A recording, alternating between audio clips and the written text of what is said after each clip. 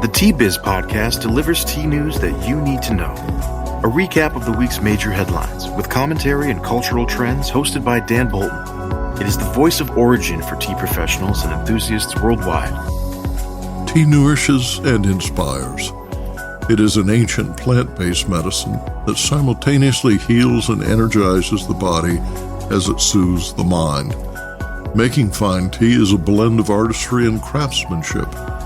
The $200 billion tea trade is fundamentally local, yet exerts global influence, employing millions to enhance the well-being of all.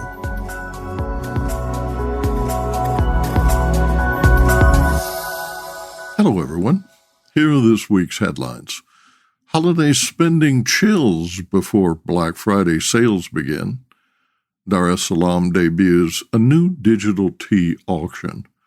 And Tea Barter, cash short Egypt, offers Kenya a blank check.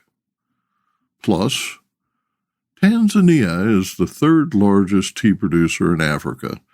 Smallholders farm 48% of the country's 23,800 hectares under tea. Data from the Tea Board of Tanzania estimates that 32,000 small tea holders collectively produce about 40% of the country's green leaf. As Director General, Theophord Ndunguru is the voice of Tanzania smallholders at the Tea Development Agency, but he also has their ear. In October, I traveled to Dar es Salaam to talk with Theophord and fellow members of the Tea Board of Tanzania to better understand the state of tea smallholders. Today's report is an excerpt from our discussion. More in a minute, but first, this important message. What makes a perfect cup of Ceylon tea? The perfect cup is from the tea businesses that ensure the protection of all the children living within their tea estates. We salute Kailani Valley, Talawakili, Bogawanthalawa, Harana, and Eliptia tea estates. Support Save the Children, Sri Lanka. Holiday shopping sentiment survey foretells a bleak Friday. A YouGov survey of American shoppers finds 52% don't plan to shop for Black Friday deals this year. 28% say they have shopped for Black Friday deals in the past and just don't do so again. They were labeled rejectors in the survey analysis. 33% remain optimistic and will shop again this year. Concerns about their personal finances led another 24% of respondents who have shopped on Black Friday to skip it this year, reflecting declining consumer confidence. The Conference Board ranking of consumer confidence fell to a 5-month low in October, along with the first decline in retail sales since March. Hiring slowed, inflation eased, and economists confidently predicted the economy was cooling, not crashing, like they predicted this time last year. But rising prices for everyday products, rising interest, and rising credit card debt are to blame. Unemployment remains low. Fewer respondents said their jobs were plentiful, but almost 14% of consumers are saying they could lose their jobs next year. The New York Federal Reserve said credit card debt reached $1 trillion earlier this year, and nearly 60% of consumers are worried about their ability to get more credit. The Wall Street Journal writes that, quote, retail figures aren't adjusted for inflation, so slower spending partly reflects the cost for many goods that have fallen in recent months. These include used vehicles, electronics, and groceries like milk and eggs.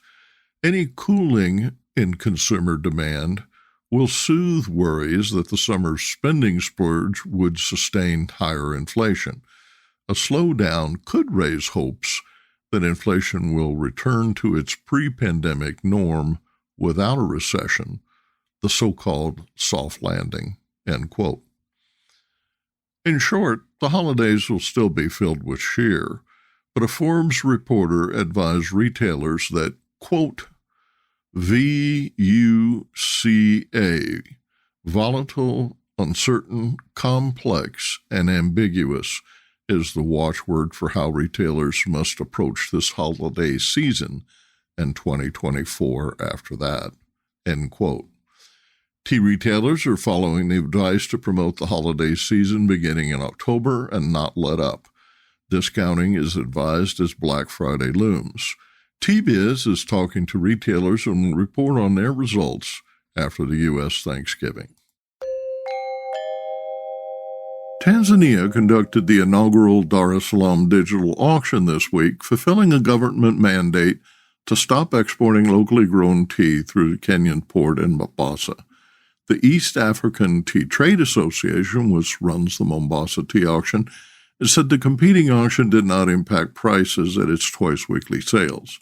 Mombasa is the world's largest tea auction by volume and, in 1992, became the first tea auction outside London to sell teas from multiple origins. Sales of teas from 10 countries are offered year-round. The auction has handled as much as 545 million kilos prior to the pandemic, but volume fell to 482 million kilos of tea in 2022.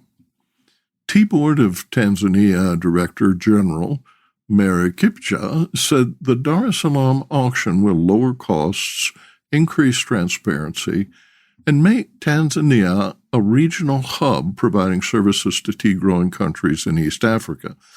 The auction was attended by Agricultural Ministry Permanent Secretary Gerald Mwili and drew the praise of President Samia Suluhu Hassan. The auction and related infrastructure improvements are part of the national 10-year industry strategy adopted by Parliament. The program calls for increasing tea production from 33,000 metric tons of made tea to 90,000 metric tons annually by fiscal 29-30. Players in the tea value chain will benefit, including buyers, brokers, warehouse operators, and transporters, as well as the port facilities at Tanga and Dar es Salaam, said Kapija. Quote, more Tanzanians will also be enticed with interests in tea cultivation and management, increasing production and quality of the produce, she said. Tea currently generates an average $60 million in foreign exchange revenue from exports. Direct employment is 50,000 and rising. Business Insight. Tanzania's first attempt to establish an auction was in 2020 when COVID prevented reliable tea transport at reasonable prices. It took another 3 years to establish. 10 tea processors signed contracts with brokers for the November 13th auction. Discussions are underway with 7 more. 9 buyers registered to bid. A shortage of foreign exchange dollars and a bounty of Kenyan tea led Egypt to propose a barter for unnamed goods valued at parity.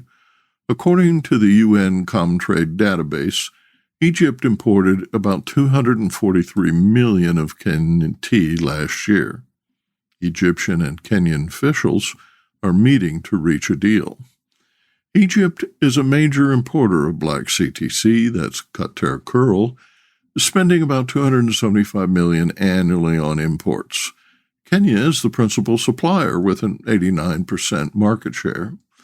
Last year, Egypt bought about $8 million worth of tea from UAE, accounting for a 3% share of tea imports, another $8 million from Sri Lanka, also about 3%, $2.6 million from India, and $2.5 million from China. Tea imports overall have declined from a recent high of more than $345 million in 2014 to a pandemic low of $197 million in 2020. Egypt and Kenya are both facing unprecedented scarcity of dollars, according to Ventures Africa. Since October, the Kenyan shilling has lost about 24% of its value against the U.S. dollar. The Egyptian pound has declined 50% in value following 3 rounds of devaluation. There is a long tradition of bartering agricultural products from Egyptian-grown rice, onions, garlic, nuts, cotton, essential oils, and citrus, but experts say barters are unlikely to ease the hard currency crunch in Africa.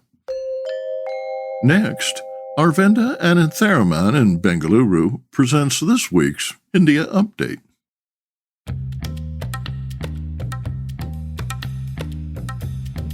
News from India this week. Even as the industry reports a nearly 10% decrease in tea exports in 2023, brought about by loss of the Iran market, the war in West Asia and the Russia-Ukraine conflict, there's been some good news. The Indian tea industry has reported the emergence of 3 new markets in Iraq, Jordan and Turkey, which have replaced the traditional source, Sri Lanka. Because the work to develop these markets has been ongoing for a while. In fact, in 2021, the Baghdad Chamber of Commerce invited India to participate in the country's first ever tea festival. In 2022, Indian exports to Turkey was valued at $7.36 million according to the United Nations Comtrade database on international trade. And as for Jordan, over the past 4 years, there's been substantial growth in Jordan's exports to India, especially with phosphates and potash, while imports have included coffee, tea, spices, sugar, grains, meat, and fish. We now have another new association in the Indian tea industry. Auctioneers across India have decided to collectivize as the Association of Tea Auctioneers. 40% of the Indian tea production is sold via auctions, so it seems that auctioneers have felt the need to come together to promote and safeguard their rights and interests. To form the ATA, 13 auctioneers came forward, and the association was launched on November 10th, just before Diwali, with a ceremonial manual auction taking place at the famed Neil Hart House in Calcutta. 795 lots of Orthodox Assam tea was offered, and Gaurav Ghosh, Vice Chairman of J. Thomas & Co., was Auctioneer of the Day. Buyers were almost all exporters. The auction took place over 6 hours and was the way to bring back the manual auction and all that it stood for and celebrate how things used to take place before the industry transitioned to e-auctions. The ATA has also proposed to design and operate a new auction system subject to government approval. The Folk Tea Festival is back. Journalist Mrinal Talukdar is set to host the 3rd Folk Tea Festival in Assam this month. The festival is spread over 3 days and is a way to celebrate tea, but also about rural tourism. It takes place at the Hatipoti Tea Estate near North Bank in Assam and is organized to promote folk music, local culture, local cuisine, and of course tea. This year the festival is scheduled for 24th to 26th November, and those interested can book via the website folktea.in, where the schedule, the accommodation options, and the events are already listed.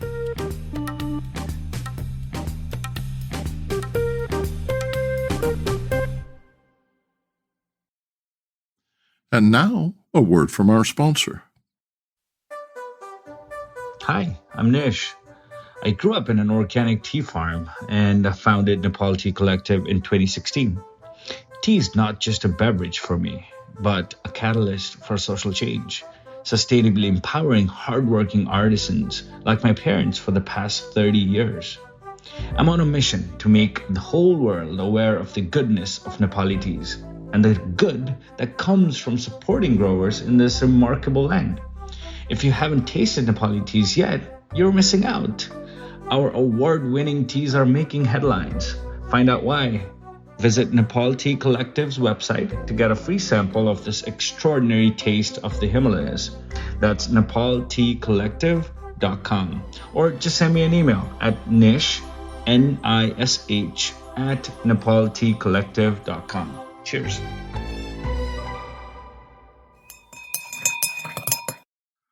Tanzania is a sub-equatorial East African country of 68 million people that encompasses the vast wilderness of the Serengeti, soaring Mount Kilimanjaro, and tropical Zanzibar, the island of spices.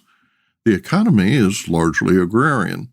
There are about 3.7 million smallholdings under 2.2 hectares. Tanzania is the third largest tea producer in Africa. Smallholders farm 48% of the country's 23,800 hectares under tea.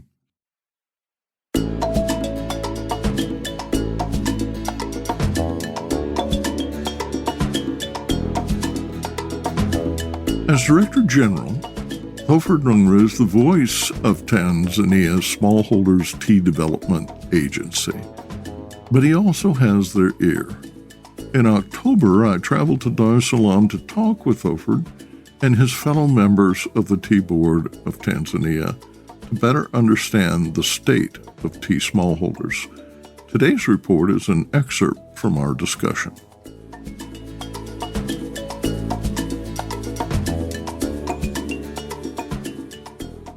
Thanks so much, Theophord, for sharing your insights into Tanzania's tea community. Okay, thank you. It is the beginning of the growing season south of the equator. New buds are sprouting and spring is in the air. Theophord, will you give readers an overview of the situation in Tanzania and the challenges the tea industry faces? The tea industry in Tanzania is currently going through several challenges and constraints, but we thank God the government of Tanzania has started taking very strong and robust measures to make sure that all these challenges are actually sorted out. And one of the key challenges that is affecting Tanzania in general, not only in the tea industry, is the change of weather. We used to have at least not more than 5 months of drought, but as of now, actually, that period has almost increased to 7 months of drought. That is critically affecting the tea industry in Tanzania in terms of production, but also in terms of quality. But the government has started taking measures to ensure that at least we start building these irrigation schemes in various smallholders tea plantations. And to start with, actually, the Irrigation Commission, Tanzania Irrigation Commission has been directed to go and start erecting or constructing irrigation schemes in Njombe smallholders block farms. We expect that after the irrigation has started, definitely production will be increased, because irrigation by research is said to increase production by almost 40%. We hope that even the quality of the tea that's going to be produced from irrigation is going to be of high quality. That's one of the key challenges that is affecting the tea industry in Tanzania. Besides combating climate change, the government, private enterprise, and non-government organizations are combining to help finance tea processing facilities for use by smallholders. Smallholder farmers to date do not own their tea processing factories. They just process they just sell their green leaf as raw as it is plucked to the private companies, private factories belonging to the private companies. Now, because of that, smallholder farmers by themselves, they cannot be the final decision makers as far as quality is concerned, because in the value chain, they are just engaging in the production side of green leaf, and after selling it is someone else who will be able to control now the quality to the end products. We thank the government and the development partners, particularly the K International Tanzania and the Kazi Yetu, for their initiatives to start now erecting one tea processing factory, which is a specialty factory which is built in Korogwe, and that will be eventually handed over to smallholder tea farmers. That factory is going to be a model for all the smallholder farmers in Tanzania, for them to be able now to construct and own such kind of tea processing factories. Now, those facilities will make smallholder farmers be able to control the value chain from the production all the way to the marketing side. Inputs are another concern. The government has also taken very strong initiatives to sort out the issue of input supply to smallholder farmers. Formerly, during the COVID period, the fertilizer price, for example, went over the roof. Smallholder farmers were not able to purchase them. Now the government decided to sort out that challenge, decided to put subsidies to the fertilizers. And as the result, now smallholder farmers and tea farmers at large have now started using those inputs, the subsidized inputs. We do expect that after starting use of inputs, particularly fertilizers, then the production crop volume is going to be increased. That raises the issue of quality. The quality is also going to be improved. So I can say that the commitment of the government to ensure that the tea industry is turned around is very great, very strong. But there is one challenge which is currently affecting the tea industry is because of the erratic weather conditions, we have peak season and a low season. Now, during high season, the existing tea processing factories in Tanzania do not have the capacity to absorb all the crop that is offered during that time. As a result, most of the crop is left unharvested, or once harvested, it might be lost. So we have the so-called post-harvest losses of tea. The Tea Board has given the directives to all the tea processing factories to ensure that at least they increase capacity of the existing tea processing facilities and make sure that all the factories are operating efficiently and effectively to ensure that all the crop is accommodated during the high crop season. And the other thing for smallholder farmers that we have started taking measures is to ensure that we build satellite factories to absorb excess crop during high crop season. Kenya has an extensive farmer field school training program conducted by field extension officers for small growers. Is there something comparable in Tanzania? Another challenge is the question of the extension services to smallholder tea farmers. We had very few extension officers, but the government has now increased effort to employ extension officers, specialized tea extension officers to smallholder to the Tanzania smallholder tea agents, development agents. And currently we have entered into MOU with private companies to provide specialized tea extension services. Now, in that arrangement, we provide the extension officers, and the private companies, they give top-up for communication, housing, and transport. Now, these extension officers are given specific areas. We are having shortage of staff. We are working with the government to ensure that more staff are employed so that we can actually replicate such kind of arrangement in the other remaining areas. Global per capita tea consumption is up 2.5% over the past 10 years, and demand for orthodox tea remains strong. But in the tea lands, especially in Africa, there is an oversupply of cut-tear and curl CTC grades. Will you share your thoughts on keeping supply and demand in balance? Global tea production is by far higher than the global tea consumption. Yeah. And because of that, tea prices globally have either remained constant or declining over time. And if that being the case, in the future, we expect there will be a crash because the cost of production of tea is constantly increasing, while the prices emanating from tea is declining. They had two suggestions. One was to limit global production, that each country should limit the amount of tea that's being produced.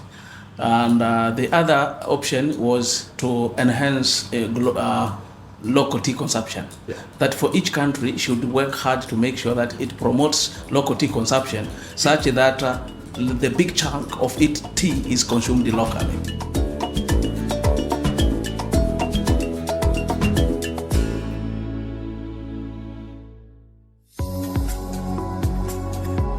Intrigued by what you heard in today's podcast?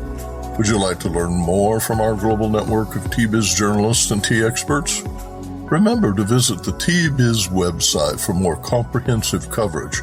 That's www.tea-biz.com.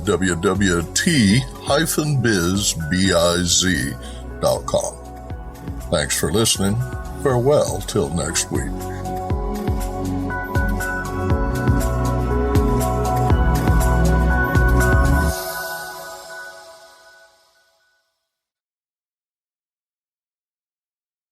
Produced by Adavita Studios. Connect your voice to the world.